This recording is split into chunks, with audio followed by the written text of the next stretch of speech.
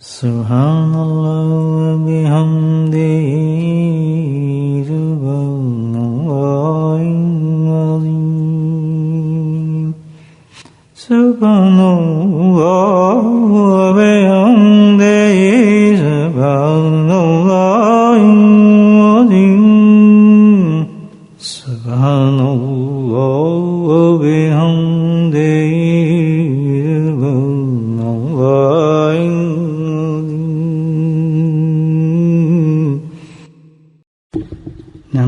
صلی علی رسول الکریم اما بعد قال اللہ تعالی فی قرآن مجید اعوذ باللہ من الشیطان الرجیم بسم اللہ الرحمن الرحیم ان اللہ ملائکتہ یصلون علی النبی یا ایھا الذین آمنوا صلوا علیہ وسلموا تسلیما اللہم صل علی سیدنا مولانا محمد معدن الجود والکرم اللہم صل علی سیدنا مولانا محمد وعلیہ الف مرہ اللهم صل على سيدنا مولانا محمد وعلى آله وصحبه وسلم اما بعد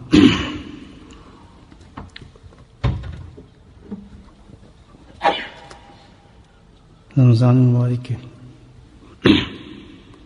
بارے میں گفتگو ہو رہی تھی جمعرات پر.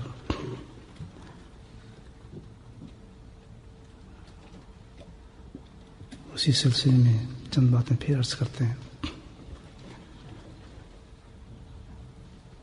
رمضان مبارک کتنا قیمتی اور کتنے عظیم مہینہ ہے ہمارے لیے کہ اس کی اگر ایک ساتھ ایک گھڑی بھی ضائع ہو جائے تو یہ ایسا نقصان ہے کہ انسان پہ اس کا کوئی نعمت بدل بھی نہیں اور نہ انسان اس کی تلافی کر سکتا ہے. کوئی عمل کوئی ایسی چیز نہیں کہ اس کی تلافی کی جا سکے، نہ ہی کوئی اس کی قضا ہے. تو اس میں بہت ہی انسان کو ہوشیار اور سمجھدار رہنا چاہیے. اسی غرض سے رمضان سے کچھ دن پہلے اس کی تیاری کے غرض سے کہ ہمارے ذہن اور ہمارے وجود اس کے لیے تیار ہوں اور سمجھ سکیں. چند باتیں اور ہیں جو عرض کر رہا ہوں آپ کی خدمت میں. دہرا رہے ہیں ہم لوگ، جانتے سب ہیں کہ بھئی اس کی کوئی گھڑی بھی ایسی نہ ہو، کوئی ساتھ ایسی نہ ہو جو ہم ضائع کریں. ہر وقت کسی نہ کسی عبادت کے ساتھ انسان اپنے آپ کو منسلک رکھے.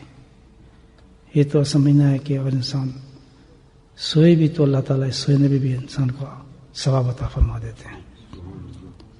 تو یہ بہت عظیم گھڑی ہیں، علامات ہیں انسان کے لیے کہ بالکل سوچی بھی نہ انسان کہ اس کو ضائع کر سکے گا.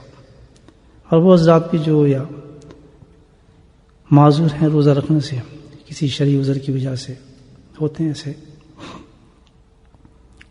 تو یہ مطلب نہیں کہ باقی رمضان کا ضائع ہو گیا. ایک شرعی عذر ہے، روزہ نہیں رکھ سک رہے، لیکن باقی عبادات تو مکمل کر سکتے ہیں. کسی نہ کسی لحاظ سے اپنے وقت کو عبادت کے ساتھ منسلک رکھیں، اس کو جاری رکھیں آہستہ سے، جو بھی عبادت انسان کر سکتا ہو. لیکن یہ ہے کہ ان کے لیے بھی ویسی ہے، اگر روزہ نہیں رکھ رہے تو عبادت تو پوری کریں. خاص طور پر ایک چیز کا تو بہت ہی اہتمام ہونا چاہیے، جیسے کہ ہم بحیثیت انسان کے محتاج ہیں، فقیر ہیں، ناسمجھ ہیں، کمزور ہیں، ناتواں ہیں، اور ضروریات کے اندر تو ڈوبے ہوئے ہیں.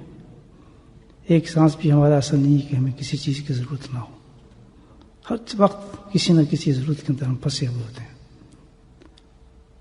اور وہ خالق ہے، مالک ہے، دینے والا ہے، بے نیاز ہے، لامحدود ہے، جو چاہے دے انسان کو عطا فرما دیتا ہے. تو ایک مانگنے والا ہے اور ایک دینے والا ہے. اللہ سبحانہ تعالیٰ نے اس کے درمیان میں ایک عجیب عبادت رکھی کہ اس عبادت کے تحت بندہ جو چاہے اپنے رب سے مانگ لیتا ہے اور لے لیتا ہے. اور عبادت جو ہے وہ دعا ہے. ایک ایسا رشتہ ہے مانگنے والے کے نزدیک اور درمیان میں اور دینے والے کے درمیان میں. الحمدللہ اللہ نے اتنی بڑی عبادت رکھ دی ہے دعا کی کہ جیسی بندہ کتنی حاجت مند ہو، کتنا ہی اس کو چھوٹے سے لے کے بڑا تک جو کچھ بھی چاہیے، اور دینے والا خالق ہے جو چک مانگو دے گا. تو بیچ میں کون سی عبادت رکھ دی؟ صرف ایک دعا رکھ دی، بس دعا کرو واستجب لکم، اللہ تعالیٰ کہتے ہیں میرے اور تیرے درمیان ایک چیز ہے جو مجھ سے سب کچھ لے سکتا ہے، اور وہ کیا ہے؟ تیرا مانگنا۔ بس یہ رمضان کی گھڑی تو ایسی قبولیت کی ہے کہ کوئی گھڑی بھی خالی نہیں کہ جو قبول نہ ہو۔ ویسے بھی عام دنوں میں دعا الحمدللہ قبول ہے، تو آپ کو جیسے پہلے بات ہوئی ہے، تو رمضان میں تو یہ ایسی خاص اللہ کی عبادت ہے کہ کیا نہیں چاہیے ہمیں، ہر وقت چاہیے، کیا چیز نہیں چاہیے بھائی، ہر وقت۔ اور اللہ کے نزدیک تو کچھ چھوٹی چیز مانگنی تھوڑی سامان ہے ہم نے کہ یہ چھوٹی چیز ہے یہ بڑی چیز ہے، نہیں، ہم نے لینی اس سے اور دینا ہی اس نے۔ یہ تو نہیں اللہ تعالیٰ کوئی بڑی چیز دیتا ہے اب چھوٹی چیز کے لیے ہمیں دوسری طرف جانا پڑے گا، اس سے اپلیکیشن لکھوانی پڑے گی، فلاں ڈپارٹمنٹ ہے، فلاں جگہ سے ملے گا۔ وہ تو ذات ایک ہی ہے، سوئی مانگو تب بھی وہ دے گا، پہاڑ مانگو تب بھی وہ دے گا، دینا تو اسی نے، تو وہ تو ایک ہی ہے جو دیتا ہے، واحد اللہ شریک ہے جس نے دینا ہے۔ ہم مانگنے والے ہیں تو بھائی ہمیں تو جو کچھ بھی چاہیے کس سے ملنا ہے؟ تو ایک چیز کا خیال رکھنا چاہیے مانگتے ہوئے، ہم کیا غلطی کرتے ہیں کہ بھائی دیر سے مانگتے ہیں، ناراض نہ ہو، دیر سے مانگتے ہیں۔ پہلے کیا اپنے عقل کے گھوڑے جو دوڑاتے ہیں، مثال کے طور پر میں بیمار ہو گیا، پھر میرے سر میں درد ہو گیا، تو سب سے پہلے میں بھاگوں گا پیناڈول آئیفو جو کچھ گولیوں کی طرف، کیا ہے فٹافٹ سر کا درد صحیح ہو، ایسی ہوتا ہے نا۔ اور کوئی کسی چیز کی ضرورت ہے تو سب سے پہلے ہم کیا کرتے ہیں؟ اس چیز کی طرف بھاگتے ہیں کہ ہم خود حل کریں معاملے کو، اس کو کنٹرول کریں، زور لگاتے ہیں پورا، اور جب تھک جاتے ہیں جب پورا نہیں ہوتا پھر کہتے ہیں چلو یار دعائی مانگ لی ہے چلو یار نماز ہی پڑھ لیں، کسی اللہ والے کے پاس چلے جائیں۔ تو اللہ تعالیٰ کہتے ہیں کتنا وقت تو نے ضائع کیا، پہلے دعا اور بعد میں اسباب، کیونکہ اسباب بھی اسی کی طرف سے آئیں گے۔ تو پہلے کیا سر میں درد، قسم اللہ تعالیٰ میرے سر میں بہت سخت درد ہے، کرم فرمائیے سر میں دور کیجیے۔ تو اس کا مطلب ہے ہمیں گولی سے ٹیبلٹ سے ہمارا کوئی تعلق نہیں ہے، ہم نے مانگ اس سے لیا، اب ایک اسباب اس نے رکھ دیا کسی کرو تو ہو سکتا ہے۔ اس یاد رکھیں، میں آپ بتاؤں کہ اللہ سبحانہ تعالیٰ بغیر اسباب کو ہی دعا قبول فرما لیتے ہیں اور شاید گولی نہ کھانا پڑے۔ اس میں کیا فرق ہے؟ چھوٹی سی چیز ہے لیکن آپ غور سے کریں، یہ یقین کم ہے، یقین کم ہے، یقین گولیوں پہ ہے، یقین جو ہمیں نوکری دیتا ہے اس پر ہے، یقین ہمیں انسان پر ہے، یقین ہمیں دوسری چیزوں پہ، یقین اللہ سے ہو جائے تو آپ کو پتا ہے کہ میرے پیسہ جو ہے میرے باپ نے دینا ہے، میں نے اس سے مانگنا ہے اور مجھے جیب سے نکال کے پیسہ دینا ہے، اگر مانگوں گا تو کیا بڑے بھائی کے پاس جائیں گے، باپ کے پاس جائیں گے، کس کے پاس جائیں گے؟ کیونکہ پتہ اس نے دینا ہے، ڈائریکٹ کے پاس جاؤ۔ تو اگر ہمارا یقین ہو کہ دینا میرے مولانا ہے تو ادھر بھی لات ادھر بھی لات، سیدھا ادھر ڈائریکٹ استجب لکم، سیدھا ادھر۔ یہ بھی ایک بہت سوچنے والی بات ہے۔ تب بھی کوئی ایسا وقت پڑ جائے تو یاد رکھیں پہلے کیا کرنا ہے، پہلے دعا بعد میں اسباب۔ تھوڑا کچھ ہو جائے، دیکھ رہے ہیں غم آ رہا ہے، پریشانی آ رہی ہے، مصیبت آ رہی ہے، سخت ضرورت پڑ گئی کسی چیز کی، کچھ بھی ہو گیا، پہلے کیا کرنا ہے؟ اپنے رب کی طرف جاؤ، مولا یہ صحیح کر، انشاءاللہ جانے سے پہلے اللہ تعالیٰ صحیح کروا دیں گے۔ لیکن یقین کم ہے ہمارا۔ حضرت حماد رحمۃ اللہ کا زمانہ تھا اور بہت بڑے بزرگ گزرے ہیں، تو ان کے زمانے میں ایک بہت امیر آدمی تھا کوئی، اور بڑا کاروبار، تاجر تھا، اور جیسے ان کے انداز ہوتے ہیں امیر لوگوں کے اور زہر وقت ضائع کرنے والوں، جیسی شام کا وقت آتا تو پھر ان کی محفل جمتی تھی، سارے دوست احباب جمع ہو جاتے تھے، کاروباری لوگ، بزنس مین ادھر ادھر کے سارے، اور پھر الحمدللہ ساری خرافات، کھانا پینا سب چلتا تھا، زہر تک چلتا، اور اس کے بعد کھا پی کے جو کچھ تماشے لگانے کے بعد لیٹ جاتے تھے، صبح پھر اپنے کام پہ چلے گئے۔ ایک معمول بنا ہوا تھا، غلام اور باندی کا زمانہ تھا، تو اس کا ایک غلام بھی تھا۔ ایک دن اتفاق یہ ہوا کہ کھانے دیر ہو گئی بننے میں، تو وہ مالک گھبرایا، اس نے کہا بھی اتنے میرے مہمان آئے ہیں اور میں تو بہت بڑا آدمی ہوں، تو ان کو مصروف کیا جائے کس چیز میں کہ پیشتر اس کے کہ اپنا ہمارے کاروبار شروع ہوں اور حساب کتاب شروع کر دیں اپنا، تو ہمیں چاہیے کہ میں ان کو مصروف رکھوں جیسے مہمان کے لیے کیا ہے۔ اس نے اپنے غلام کو بلایا، کہتے بھائی بات سنو، جلدی جاؤ جلدی، اور یہ 4 ریال پکڑو اور مارکیٹ جاؤ اور جلدی سے بادام اور پستہ لے آؤ تاکہ میں کھانے سے پہلے ان کو یہ اس طرف لگا دوں، اور اس شوق سے کھاتے رہیں گے، اور جب تک کھانا بن جائے گا انشاءاللہ اس کے بعد کھانا وانا کھائیں گے اور پھر اپنے تماشے شروع کر دیں۔ غلام کے ٹھیک، وہ 4 ریال کہہ رہا ہوں، وہ درہم چاندی کا ہوتا ہے، اشرفی جو سونے کی ہوتی، وہ درہم لے کے غلام جو تھا مارکیٹ کی طرف بھاگ اپنے آقے کے حکم میں۔ تو حضرت حمار رحمۃ اللہ علیہ اس زمانے کے بزرگ تھے بہت بڑے، ان کی مجلس لگتی تھی اس آدمی کے گھر اور مارکیٹ کے درمیان ان کی خانقاہ تھی، جگہ تھی جہاں پہ ان کی مجالس لگتی تھی، الحمدللہ رونق ہوتی تھی شام کو۔ فرق تھا، ایک ان کی مجلس لگتی تھی، ایک اللہ والے کی مجلس لگتی تھی۔ غلام جو تھا وہ جو چلا تو اس نے دیکھا مجلس لگی ہوئی ہے، غلام سمجھدار تھا، اس نے کہا چلو تھوڑی دیر ہو جائے گی، ذرا حضرت کی بات ہی سنتا چلتا ہوں، شاید کوئی کام کی بات ہو جائے، دعا میں شامل ہو جاؤں، میری آخرت سنور جائے۔ تو وہ مسجد کی طرف چلا پڑا اور کھڑا ہو گیا، خاموشی تھی، کچھ بھی نہیں ہو رہا تھا۔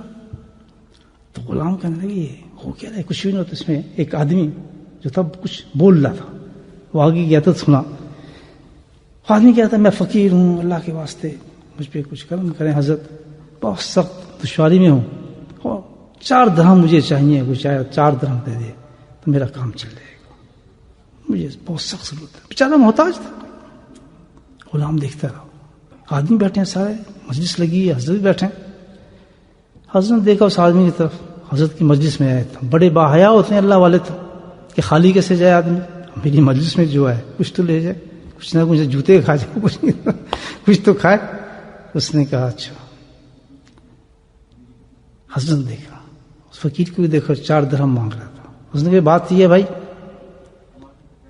اپنے مردین سے کہا کہ کوئی ہے جو اس کو 4 درہم دے دے، جو اس کو 4 درہم دے گا تو 4 دعائیں میں اس کو دے دوں گا۔ سودا ہے، سبحان اللہ، یہ تو عقل والی سمجھ سکتے نا بات۔ جب انہوں نے یہ بات کہی تو سارے لوگ بیٹھے تھے، تو غلام نے ٹھک جمپ مارا بیچ میں، کہنا حضرت یہ لے 4 ریال میری طرف سے، آپ اس کو دے دیں۔ حضرت نے 4 ریال دے دیے، کہ جب آپ کا وعدہ 4 دعائیں، کہ ہاں بولو، دعا کرو۔ اب اللہ والے کے پاس دعا کا یہ بھی ایک، اس میں بھی ایک نقطہ آپ کو سمجھاتا چلوں، خود بھی دعائیں مانگیں، کسی اللہ والے سے بھی دعا کریں، دونوں چیزیں چلتی ہیں۔ اللہ والے کی دعاؤں کا بھی انداز عجیب ہوتا ہے، اللہ تعالیٰ سنتا ہے۔ یہ بھی یقین رکھیں کہ الحمدللہ اللہ والوں کی دعائیں بہت اللہ قبول فرما لیتا ہے۔ تو جب کوئی ایسا موقع مل جائے اس موقع کو بھی ضائع نہ کریں، یاد رکھیں۔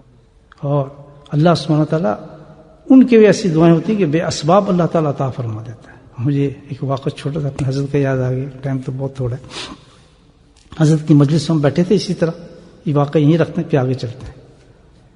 دعا کی بات ہے کہ دیکھیں اللہ والوں کے یہاں کیسے دعائیں مل جاتی ہیں، لیکن اللہ والوں کو یہ چیز پسند نہیں ہے کہ جا کے اسٹوری ڈال جائے، یہ آپ اللہ والے ہیں، بس آپ ہی دعا سن سکتے ہیں، آپ ہی بس اللہ کے قریب ہیں۔ یہ ان کے لیے باعث شرم حیا کی بات ہوتی ہے، ہم لوگ چیز کو سمجھتے ہی نہیں ہیں۔ دعا منگوانی ہے، سیدھے کہیں دعا فرما دیں، یہ بات ہے، بہت پریشانی ہے۔ لیکن یہ کہنا جی آپ اللہ والے ہیں اور آپ ہی کی دعا قبول کی جاتی ہے، ہم تو آئے آپ کے لیے اس لیے ہیں کہ آپ ہماری دعا کر دیں، یہ حقیقت میں سوء ادب ہے۔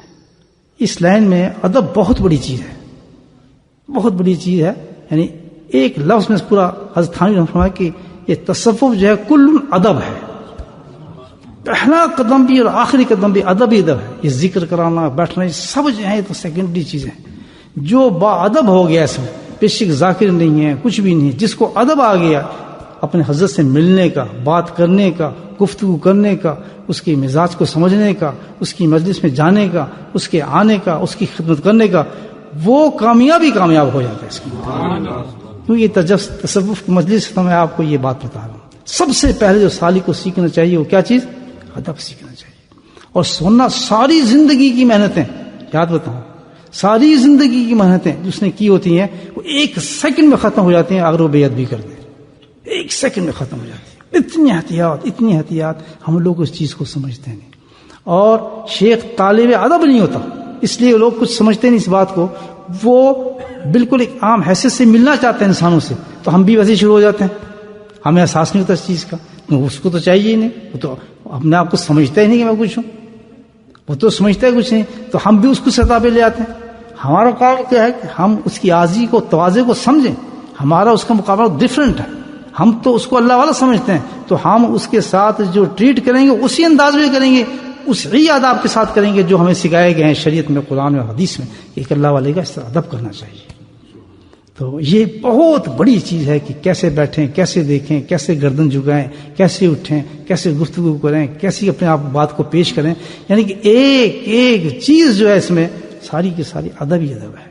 اور جس نے یہ سیکھ لیا الحمدللہ وہ کہیں رک نہیں سکتا, اللہ کے قرب پہ پہنچ ہی جاتا ہے وہ شخص. تو خیر حضرت صاحب کی مجلس تھی, وہ ایک شخص آیا بدھو, ہمارے وہاں بلوچستان ہے اور بلوچ ہیں سارے, تو بالکل بدھو ٹائپ قسم کے لوگ ہیں جو اڑ کے آتے ہیں, گدھے پہ بیٹھ کے آتے ہیں, کوئی اونٹ پہ بیٹھ کے آ رہا ہے. ایسا ہمارا علاقہ ایسا تھا بہت پرانا. تو بدھو قسم کے لوگ آتے تھے دیہاتی, سارا مجموعہ لگا تھا, حضرت ہم بھی بیٹھے تھے. تو وہ بدھو آیا اندر سیدھا السلام علیکم. وہاں ان کے یہاں پروٹوکول نہیں ہوتا, وہ بدھوں کی باتیں جتنا بدھو بنتا ہے وہ اتنے عظیم ہے. یا نبی کریم صاحب کے پاس صحابہ کرام کہتے ہیں کہ جب ہم کوئی بات پوچھنے کی ضرورت نہیں کر سکتے تھے, اب ہم نے کوئی مسئلہ پوچھنا ہوتا تھا یا کوئی چیز ہمارے ذہن میں ہوتی تھی, تو ہم دل میں دعائیں کرتے تھے اللہ تعالیٰ کوئی بدھو آ جائے, وہ مسئلہ پوچھ لے, ہمارا کام بن جائے گا.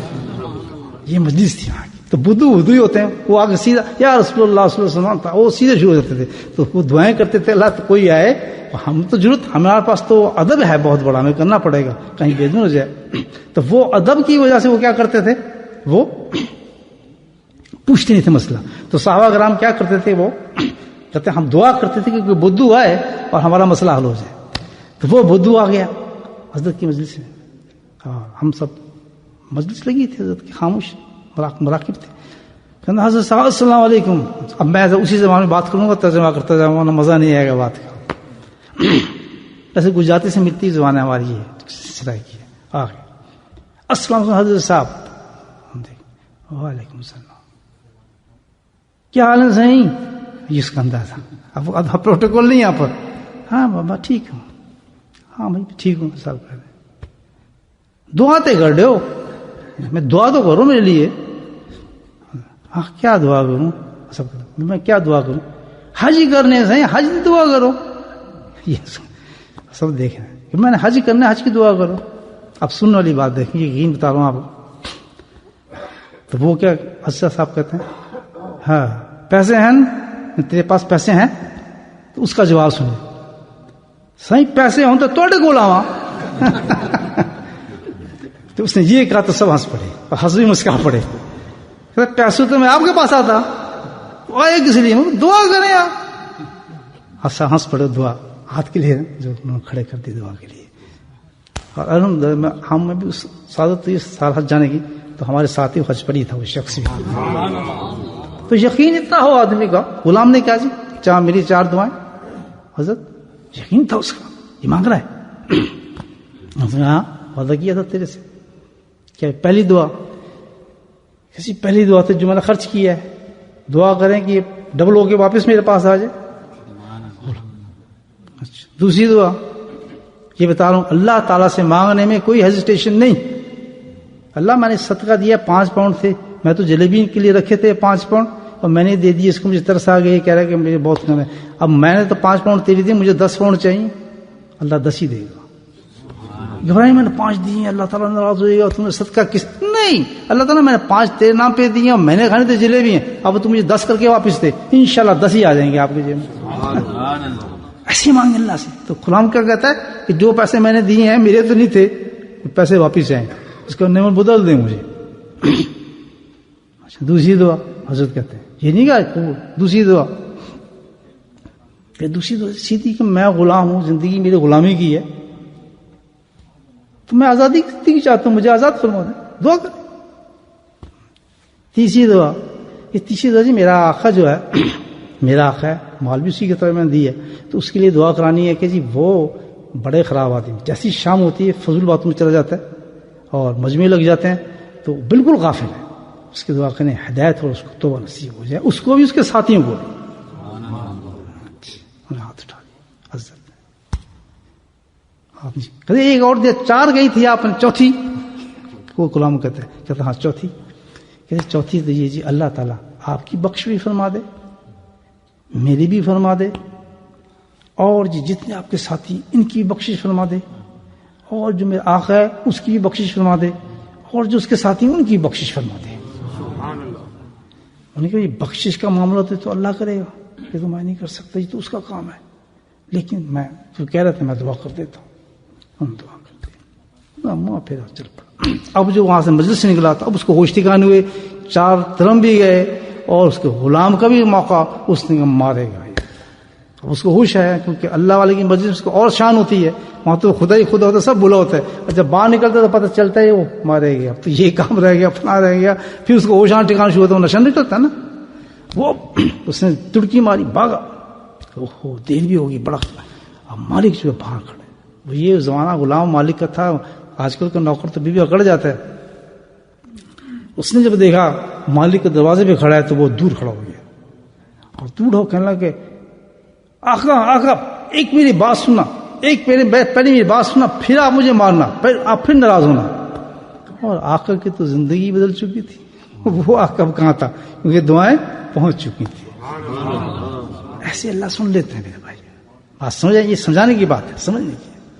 اس یقین سے رمضان آ رہا ہے، ہم دعائیں ایسے ہی مانگیں، کوئی چیز ایسی نہ ہو، کوئی دشواری ایسی نہ ہو، کوئی بیماری ایسی نہ ہو، کوئی پریشانی ایسی نہ ہو، درجے مانگے تو جنت کا اعلیٰ درجہ مانگے، نبی کو قرب مانگے، جو مانگنا ہو بے دھڑک مانگے، اور مانگنے والی چیز تو وہ ہے جو اختیار میں ہے وہ نہیں، جو ہمارے اختیار میں نہیں وہ مانگے، تب تو مزہ ہے نا۔ الحمدللہ اللہ سے مانگ رہے ہیں، کچھ کسی چھوٹی چیز تو نہیں مانگ رہے۔ غلام نے کیا آج تو پٹائی ہوگی، اس نے کہا آگے آگے، کسی مجھے مارنا نہیں، کہ آگے تو آ۔ کہتے کیا بات ہے، بات کیا ہوئی؟ کہتے بات یہ ہوئی ہے، تو بالکل چین دیکھا اس نے اپنے مالک کو، روب تبتبا، وہ چونک ختم، اور ایک عجیب سا نور اس کے چہرے پہ۔ اس نے کہا آقا بات یہ ہوئی ہے، میں جو وہاں گیا وہاں کی حضرت ہمار کی مجلس لگی تھی، اس نے کہا پھر؟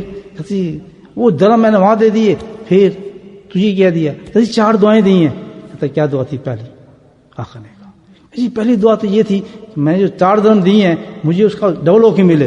کہتے جا خزانے سے 4000 درم لے لے۔ اتنی دیر بھی نہیں ہوتی قبول ہونے میں، بیٹا میرے خزانے سے 4 درم لے۔ دوسری دعا، کہتے جی دوسری دعا حضرت میری یہ تھی کہ کسی طرح میں آزاد ہو جاؤں۔ کہتا اللہ کو گواہ کرتا ہوں اور تجھے میں آزاد کرتا ہوں اللہ کے۔ ہم کسی کیا ہوگا میرے آقا کو؟ کہ تیسری دعا کیا تھی؟ کہتے تیسری دعا بتاتے ہوئے ڈر لگتا ہے۔ کہتے نہیں بتا کیا دعا تھی؟ کہتے یہ آپ خرافات کرتے ہیں، میں اس کی دعا آپ تو اللہ توبہ نصیب فرمائے اور آپ کے ساتھیوں پہ۔ کہتا غلام تو گواہ ہو جا کہ میں اسی وقت توبہ کرتا ہوں، آج کے بعد یہ کبھی نہیں ہوگا۔ اور سیدھا اپنے ساتھیوں کے پاس گیا اور کہنے کا میں تو توبہ ہو گیا ہوں، بھائی اس زمانے کی تم دوست ہو، اگر میرے ساتھ دوستی چلانا چاہتے ہو تو تم بھی توبہ کر لو، ہماری دوستی ختم۔ اس کا یہ کیسے ہم آپ کو چھوڑ دیں، گندے زمانے میں آپ کے ساتھ تھے تو اچھے زمانے میں آپ کے ساتھ رہیں گے، ہم بھی توبہ کرتے ہیں اور آپ کے ساتھ ہیں۔ اب چوتھی دعا جو تھی وہ کیا تھی؟ اس نے بخشش کی تھی۔ چوتھی دعا بخشش کی تھی، اور وہ کس سے کرنی تھی؟ اللہ نے کرنی تھی۔ چوتھی دعا بخشش کی تو اس نے مانگی تھی، اور وہ تو اللہ کو پتہ ہے کہ کہاں تک پہنچی۔ تو غلام بھی چپ رہا، وہ جو آقا تھا کہتا ہاں یہ تو ظاہر اس پہ تو ہمارا کوئی زور ہی نہیں چلتا، بس کہتے یہ تو میرا کام ہی نہیں ہے، 3 دعائیں تو میں تجھے فوراً عطا ہو گئی سب کچھ، تو یہ تو میرے اختیار میں نہیں ہے۔ اس نے کہا، مالک نے کہا یہ اللہ پہ چھوڑ دے۔ رات کو سویا، سبحان اللہ، کہاں اور کہاں دیکھیں خواب، اللہ کی زیارت ہو گئی اس کو۔ اللہ تعالیٰ خود اس سے فرماتے ہیں کیا ہے فلاں جو کام تیرے اختیار میں تھا تو نے کر دیا تھا، تو کیا جو کام میرے اختیار میں نہیں کروں گا؟ جہاں میں نے سب کی بخشش کر دی جو مانگا۔ تو یہ یقین ہو میرے بھائی، رمضان مبارک آ رہا ہے، اتنی دیکھیں عظیم اللہ پاک نے ہمیں عبادت دی ہے، کتنی عظیم عبادت ہے۔ کیا سی؟ مانگنا، اس میں مانگنا ہے۔ ساری زندگی ہم بھاگے پھرتے ہیں مصیبتوں کے اندر، پریشانیوں کے اندر۔ ایک ایسا اللہ نے ہمیں مہینہ دے دیا، ہر گھڑی وضو ہو نہ ہو، سوتے اٹھتے بیٹھتے، کیونکہ یہ مغز ہے، اس کو کیا کہا ہے، یہ جتنی بھی عبادات ہم کریں گے، قرآن، تلاوت، ذکر، فکر، تبلیغ، جو کچھ بھی ہم کریں گے الحمدللہ سب کا یہ مغز ہے۔ مغز کچھ کہتے ہیں جیسے بادام کے اندر مغز ہوتا ہے، اگر مغز نکال لیں تو چھلکا کوئی کھائے گا؟ اخروٹ کے اندر مغز ہوتے ہیں، اس میں کیا رہ گیا اگر مغز ہم نکال لیں؟ کچھ بھی نہیں، اخروٹ تو ہی کچھ نہیں ہے۔ آم کے اندر سے گودا نکال لیں، آم کی کیا حیثیت رہے گی؟ تو تو اسی طرح اگر عبادت میں یہ مغز نکال لیں تو عبادت پھوکی رہ جائے گی. تو اس مغز کو کبھی نہ بھولیں. اس مغز کے ساتھ جب بھی جھٹکا پڑے زندگی کا یا نہ پڑے، ایک عادت بنا لو کہ ہم نے اللہ سے مانگتے ہی رہنا ہے. اور مانگنے کی ایک چیز ہے، ہم کیا مانگتے ہیں؟ 40 دعائیں ربنا، اور ٹی وی ہم نے کتاب ربنا آتے نا پھر دنیا سے ربنا تقبل. یہ کیا مانگنا ہو؟ یہ تو پڑھنا ہو گیا. یہ دعائیں کیا کر رہے ہیں؟ ہم پڑھ رہے ہیں. ایک ہوتی ہیں دعائیں مانگنا، دعائیں مانگنا اور ہے پڑھنا اور ہے. ہوں یہی دعائیں بے شک، لیکن جس وقت پڑھ رہے ہوں آپ کو پتا ہو کہ میں مانگ اللہ تعالیٰ سے رہا ہوں، آپ کا دل اور روح متوجہ ہو مکمل تو اللہ کی ذات کی طرف. اور آپ کو پتا ہو کہ جیسے آپ کسی کے پاس کوئی چیز مانگنے جاتے ہیں اور آپ کو امید نہیں ہوتی کہ بڑا نہیں دے گا آپ کو، اور آپ اس سے مانگنے کے لیے بہت بے قرار ہوں کہ یہ چیز مجھے مل گئی تو میرا کام بن جائے گا. مثال کے طور پر حج کا آپ کو ٹکٹ چاہیے اور ٹکٹ آپ کا بن نہیں رہا، آپ کہیں فلاں آدمی کے پاس چلو، وہ ٹکٹ پوری کراتا ہے یا پاسپورٹ صحیح کرا دیتا ہے، اس کے پاس چلو شاید وہ ہمارا کام کر دے، شاید بات بن جائے. امید کچھ نہیں ہو رہی، وہ آدمی کہتا چل جا کوئی بات نہیں میں جا رہا ہوں لندن، تیرا پاسپورٹ لے کے جاتا ہوں انشاءاللہ کرا دوں گا. تو کتنی خوشی آپ کو کہ ہمارا کام ہو گیا. تو اسی طرح ہے کہ اللہ سے اتنی امید کے ساتھ جائے انسان کہ ہو ہی نہیں سکتا کہ ہم اللہ سے مانگ کر ہمارا کام پورا نہیں ہوگا. یقین جیسے بدو آیا، اس نے آگے حضرت حج کرنا ہے، کتنی بڑی بات اس نے کی کہ پیسہ تو میں آپ کے پاس آتا ہوں، ٹکٹ کٹا لیتا، میں آئے اس لیے ہوں کہ دعا کریں تاکہ مجھے اسباب ہی نازل ہو جائیں اللہ کی طرف سے. تو انشاءاللہ یہ ہمارے جو رمضان آ رہا ہے اس میں اس عبادت کا خاص خیال رکھا جائے. دیکھیں حضرت عمر رضی اللہ تعالیٰ تشریف رکھتے تھے، ایک اس میں عمل بھی آ جائے گا، ذہن میں ایک بات آ گئی ہے بتاتا چلوں، اس عمل کو بھی کریں اور ایک مثال بھی ملتی ہے. حضرت عمر کتنی بڑی شخصیت تھے. تو حدیث ہوئی نبی پر ارشاد فرمایا کہ جو قل هو اللہ احد کہ قل اخلاص 10 دفعہ پڑھ لیتے ہیں تو اللہ تعالیٰ اس آیت کے شان کے مطابق ایک محل جنت میں بنا دیتے ہیں. کتنی دفعہ پڑھنا ہے؟ 10 دفعہ، صرف 10 دفعہ. حدیث میں نبی فرما رہے ہیں، وہ حضرت عمر تشریف رکھتے ہیں، جس نے 10 دفعہ قل اللہ اخلاص پڑھ لی اس کا جنت میں اس کی شان کے مطابق کیا ہو گیا؟ ایک محل. اچھا ہمیں کیا ملا؟ ہر انسان کو ایک جنت میں محل مل گیا. جب حضرت عمر رضی اللہ تعالیٰ کو پتہ چلا تو انہوں نے کیا یا اللہ یا رسول اللہ وسلم اگر یہ تو بہت معمول ہے، یہ تو بہت جلدی ہم تو ہر وقت پڑھ سکتے ہیں تو ہمارے تو بہت محل ہو جائیں گے. تو جواب دیا نبی نے کہ عمر تو چاہے جتنی دفعہ پڑھ لے، جتنی دفعہ پڑھ لے، اللہ سبحانہ تعالیٰ محل بنانے سے تنگ نہیں آئے گا تیرے. تو میرے بھائی اس کا بھی معمول رکھیں رمضان میں کہ چلتے پھرتے 10 کا گنتی پوری کرتے رہیں، اور کچھ نہیں، معمول بنا دیں کہ ہر نماز کے بعد ہم نے 10 دفعہ سورہ اخلاص پڑھنی ہے پوری رمضان کے اندر. اللہ تعالیٰ یہ عمل ہمیں قبول فرمائے اور جو ہم نے کہا اللہ تعالیٰ اس پہ عمل کرنے کی توفیق اس میں